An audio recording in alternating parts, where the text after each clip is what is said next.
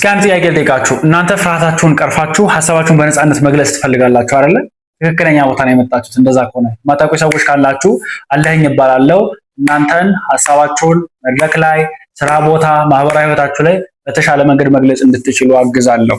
ሃይስኩል ተማሪ ያለው ሰንበት እሁድና ቅዳሜ እንማማር ነበረ ከጓደኞች ጋር 4-5 ብንሆን ነው እና በእነሱ ፊት ወጥቼ ቆሜ ስለሆነ ቶፒክ ተዘጋጅቼ እንዴት ማስተማር እንዳለብኝ እንዴት ማውራት እንዳለብኝ አልችልም ነበር።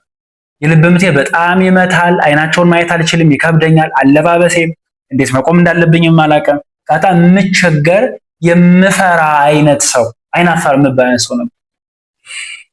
ከዛ በኋላ ግን ቀስ እያልኩኝ ምንድነው እያስተዋልኩ የመጣሁት ነገር መግባባት፣ ንግግር፣ ኮሚኒኬሽን ለካ ክህሎት ነው የሚዳብር ፕራክቲስ በማድረግ በመለማመድ የሚያስፈሩንን አጋጣሚዎች በመጋፈጥ ፌስ በማድረግ እንደማንኛውም ሙያ እንደማንኛውም ክህሎት የምማረው ነገር ነው። ገረመኝ። ከዛ በኋላ ሃይስኩልም 11 ክፍል 12 ክፍል እያለሁ ማስተማር ጀመርኩ። እንዲህ ሰዎች ተሰብስበው ማለት ነው። ምናልባት የማታውቁ ሰዎች ካላችሁ እኔ ማስተማር ጀመርኩት ከቤተ ክርስቲያን ነው።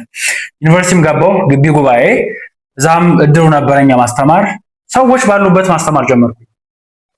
ስለዚህ እናንተም አሁን እኔ በነበርኩበት ቦታ ካላችሁ ምንም አላጠፋችሁም፣ ትክክለኛ ቦታ ነው ያላችሁት። ስለዚህ ይሄ ቻናል ይጠቅማችኋል፣ ሰብስክራይብ በማድረግ ጀምሩ። አሁን ካላችሁበት ሌቭል ንግግራችሁን፣ ፍርሃታችሁን ቀርፋችሁ ሀሳባችሁን መግለጽ እንድትችሉ አግዛችኋለሁ። በዚህ ቪዲዮ ማስተምራችሁ እኔን ከነበርኩበት ቦታ አሁን ማስተማር እንድችል ያገዙኝን 3 የኮሚኒኬሽን ቲፖች አስተምራችኋለሁ። የመጀመሪያው ፍርሃት ሳይሰማን አይቀርም። ፍርሃቱም እያለ መናገር፣ ማግኘት ያለብንን ሰዎች ማግኘት መቻል፣ መናገር ካለብን መናገር መቻላችን ነው። ይኸውላችሁ እኔ ሃይስኩል ተማሪም እያለሁ እየፈራሁ ነው ማስተምር የነበረው።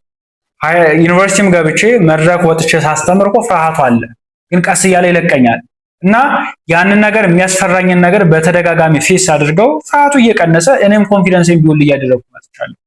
ስለዚህ እናንተም አሁን ካላችሁበት ፍርሃት፣ አሁን ካላችሁበት ይሄ ኮንፊደንት አለመሆን የምትላቀቁበት ብቸኛውና ትክክለኛው መንገድ ፍርሃቱ ሳይጠፋ ፍርሃቱም እየተሰማችሁ ቢሆን መናገር መቻላችሁ ነው። ሁለተኛ ራሳችሁን ሪካርድ አድርጉ። ይኸውላችሁ እኔ ራሴን ሪካርድ ማድረግ የጀመርኩት ይመስለኛል ከ1 ዓመት በፊት፣ ከ1 ዓመት በላይ ሆኖኛል። ቲክቶክ ላይ በየቀኑ ቪዲዮ ፖስት ማድረግ ከጀመርኩ እሱ ከምታስቡት በላይ ጠቅሞኛል። ፍርሃቴን እንድቀንስ እኔ ከድምፄ ከአጠቃላይ ከቪዥዋል ኮሚኒኬሽን ማስተካከል ያለብኝን ነገር ጥርት አድርጌ እንዳየው እንደ መስታወት ሆኖኛል ራሴን ሪካርድ ማድረግ። እናንተም ፖስትን ባታረጉት እንኳን ሪካርድ አድርጉትና ራሳችሁን እዩት። አሁን ብዙ ሰው እኮ ችግሩ እንዴት እንደሚያወራ ራሱ ያውቀው ሰልፍ አዌርነስ የለውም። ንግግሩ እያሰለቸ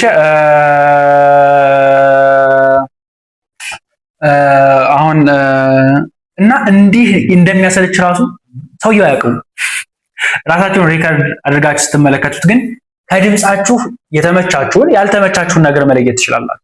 ከቦዲ ላንጉጃችሁ እጆቻችሁ ሊሆኑ ይችላሉ፣ የፊታችሁ እንቅስቃሴ ሊሆን ይችላል፣ አይ ኮንታክታችሁ፣ አቀማመጣችሁ፣ ፖስቸራችሁ፣ ከነዚህ ውስጥ ያልተመቻችሁ የተመቻችሁ የትኛው ነው መለየት ትችላላችሁ። ይሄ ቃላት አጠቃቀማችሁ እንዴት ነው ሀሳባችሁን የምታደራጁ የሚለውን ነገር በሙሉ እንደ መስታወት የሚሆናችሁ ራሳችሁን ሪካርድ ማድረግ ነው። እኔን እጅግ በጣም ጠቅሞኛል፣ እናንተንም ይጠቅማችኋል፣ ሞክሩት። ሶስተኛ ፍጹም ላለመሆን መሞከር ነው። አሁን እኔ በጣም የምቸገርበት ነገር ነው። በነገራችን ላይ ኢቭን ቲክቶክ ቪዲዮ ስሰራ ይሄን ቪዲዮ ራሱ እየሰራሁኝ በቃ እያንዳንዱ የማውጣት ቃል ፐርፌክት እንድትሆን ሀሳቤ በቃ ምርጥ የተስተካከለ እንዲሆን ጥራለሁ እና እሱ ግን ወደኋላ ያስቀረናል ጋይስ። እኔ አሁን መናገር ነው ሀሳቤ መግለጽ ካለብኝ መግለጽ እንድችል ነው መፈልገው እንጂ እያንዳንዱ ቃል የተሳካ እንዲሆን በቃ እንደዛ አይመጣው፣ እንደዛ አይሆን እና እንዳትጀምሩ እንዳታወሩ ያደርጋችኋል። አንደኛውም እንድንፈራ እኛን ፕሬሸር ውስጥ የሚከተንም ጉዳይ እኮ ስብሰባ ላይ አለቃ ያለ ጓደኞች አሉ፣ ወይም ሚቲንግ ላይ ስፒችም ኑሮቢ ሊሆን ይችላል። በቃ እኔ ጥሩ ሆኜ መታየት እፈልጋለሁ፣ ፐርፌክት ሆኜ አነጋገሬ ሀሳቤ ቆንጆ ነው፣ በቃ ሰውን ማስደመም ስለምፈልግ ነው። እንደዛ አይሰራም። በቃ እንደዛ አይሰራም። እኔ አሁን ፐርፌክት አይደለሁም፣ ገና ብዙ የምማረው ነገር አለ። እናንተም እንደዛው ብዙ የምትማሩት ነገር አለ። ስለዚህ ካላችሁ ጀምሩ። አሁን ያላችሁ አነጋገር በቂ ነው፣ ያላችሁ ሀሳብ።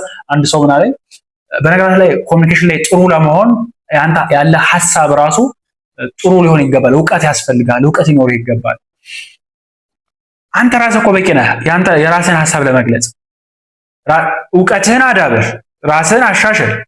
ግን ግዴታ የሆነ እውቀት እስኪኖርህ ወይ ራስህን እስክታሻሽል አይደለም አለመናገር የምትችለው። ጀምር። አሁን ያለህ ማንነት፣ አሁን ያለህ ንግግር፣ አሁን ያለህ ሐሳብ፣ እውቀት ይበቃል። እና እኔንም እንደው እንዳልራመድ አድርጎ አንቆ ይዞኝ የነበረው ጉዳይ እሱ ነው። በቃ የሆነ ማነቆ ይሆንባችኋል። በቃ ፐርፌክት ፐርፌክት አይደለም። በቃ አሁን እኔም አሁን እናንተን እያስተማርኩኝ በዚሁ ቅጽበት ፐርፌክት አይደለሁም። ብዙ ማስተካከላቸው ብዙ ማራቸው ነገሮች አሉ።